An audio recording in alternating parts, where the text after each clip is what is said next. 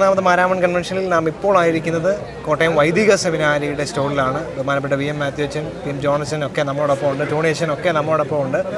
പ്രത്യേകമായി കഴിഞ്ഞ ദിവസങ്ങളിൽ സെമിനാരിയുടെ എക്സിബിഷൻ സ്റ്റോൾ നാം കാണുകയുണ്ടായി. സഭയുടെ ചരിത്രത്തിൻ്റെ ഏടുകളിൽ ഈ സഭയെ നയിക്കുന്ന വൈദികരെ വാർത്തെടുക്കുന്ന അനുഗ്രഹീതമായ ഒരേടാണ് കോട്ടയം വൈദിക സെമിനാരി. വൈദിക സെമിനാരിയുടെ ഈ സ്റ്റോളിൽ നാം ഇപ്പോൾ ആയിരിക്കുമ്പോൾ ബഹുമാനപ്പെട്ട അച്ഛന്മാർ, എന്താണ് ഈ വർഷത്തെ 121ാമത് മാരാമൺ കൺവെൻഷൻ വൈദിക സെമിനാരി വിദ്യാർത്ഥികളും അച്ഛന്മാരും ഒക്കെ ചേർന്ന് നിൽക്കുമ്പോൾ എന്താണ് അനുഭവേദ്യമാകുന്നത് GSMCയിലൂടെ നമ്മുടെ സഭാമക്കളോട്?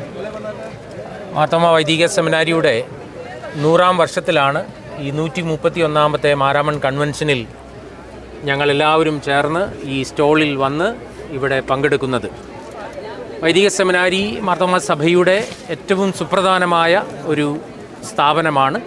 മാർത്തോമാ സഭയിലെ വൈദികരെ പരിശീലിപ്പിക്കുകയും ദൈവശാസ്ത്ര അഭ്യസനം പകർന്നു നൽകുന്ന മാർത്തോമാ സഭയുടെ സ്ഥാപനമാണ് മാർത്തോമാ വൈദിക സെമിനാരി.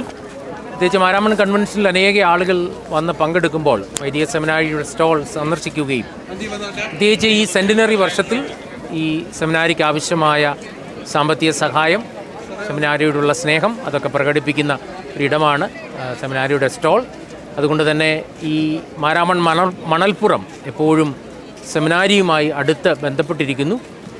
ഈ സെൻറ്റിനറി വർഷത്തിൽ സെമിനാരി ഒരു പുതിയ യുഗത്തിലേക്ക് പ്രവേശിക്കുകയാണ്. വിവിധങ്ങളായ സെൻറ്റിനറി പരിപാടികളിലൂടെയാണ് ഈ സെമിനാരി ഇപ്പോൾ കടന്നു പോകുന്നത്. മാർത്തോമാ സഭയെ ദൈവശാസ്ത്രപരമായി ഉത്തേജിപ്പിക്കുന്നതിനും സഭയ്ക്ക് കാലോചിതമായ ദൈവശാസ്ത്രം പകർന്നു നൽകുന്നതിനും സെമിനാരി എക്കാലവും പരിശ്രമിച്ചിട്ടുണ്ട്. അത് ഈ മാരാമൺ കൺവെൻഷനിലൂടെ എല്ലാവരെയും അറിയിക്കുന്നതിന് പ്രത്യേകമായി അവസരമെടുക്കുകയാണ്.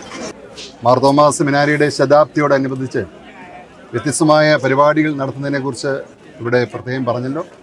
അതിൽ അതിപ്രധാനമായിട്ടുള്ളത് ഒരു എംപവർമെൻറ്റ് പ്രോഗ്രാമാണ്.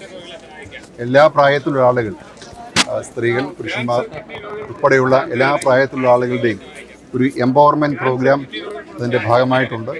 അതോടൊപ്പം തന്നെ വ്യത്യസ്തമായ ആളുകൾക്ക് വേണ്ടിയുള്ള പ്രത്യേക ക്ലാസ്സുകൾ, പ്രത്യേക പ്രസിദ്ധീകരണങ്ങൾ, പ്രത്യേക രീതിയിലുള്ള ചില കോൺഫറൻസുകൾ, സെമിനാർസ് ഒക്കെ നടത്തുന്നതിനുള്ള ക്രമീകരണങ്ങൾ ചെയ്തു വരുന്നു.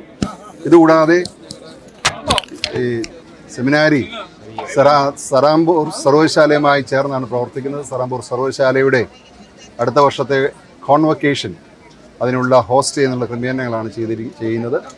അത് ഇന്ത്യയുടെ എല്ലാ ഭാഗങ്ങളിലുള്ള സെമിനാരിയിലെ ഗ്രാജുവേറ്റ്സ് എല്ലാവരും കൂടെ ഇവിടെ കോട്ടയത്ത് എത്തുകയും അവർക്ക് ഒരു 5 ദിവസം നീണ്ടു നിൽക്കുന്ന ഒരു കോൺവൊക്കേഷൻ പ്രോഗ്രാംസ് അത് ഹോസ്റ്റ് ചെയ്യുന്നുള്ള ക്രമീകരണങ്ങൾ ചെയ്തുകൊണ്ടിരിക്കുന്നു. ഇതുകൂടാതെ അവിടെയുള്ള കെട്ടിടങ്ങളെല്ലാം ജീർണിച്ച അവസ്ഥയിലാണ്. അതെല്ലാം പുനരുദ്ധരിക്കുന്നതിനുള്ള ക്രമീകരണങ്ങൾ ചെയ്യുന്നു. അതുകൂടാതെ റെഫ്രക്ടറി ഹാൾ ഏറ്റവും ജീർണാവസ്ഥയിലായത് പൊളിച്ച് പുതിയത് പണിയാൻ തുടങ്ങിയാണ്. തിങ്കളാഴ്ച അതിൻ്റെ പണി ആരംഭിക്കുകയാണ്. അത് ഒരു 10,000 സ്ക്വയർ ഫീറ്റുള്ള ഒരു കെട്ടിടമാണ് പണി ആരംഭിക്കുന്നത്. അതിൽ ആളുകളുടെയൊക്കെ സഹായങ്ങൾ അഭ്യർത്ഥിച്ചുകൊണ്ടിരിക്കുന്നു. സെമിനാറിലെ അധ്യാപകരും വിദ്യാർത്ഥികളൊക്കെ പല പള്ളികൾ സന്ദർശിക്കുകയും അതിനുവേണ്ടിയുള്ള സാമ്പത്തിക ക്രമീകരണങ്ങളൊക്കെ ചെയ്യുകയാണ്. ആളുകളൊക്കെ ഔദാര്യമായി സംഭാവന നൽകിക്കൊണ്ടിരിക്കുന്നു.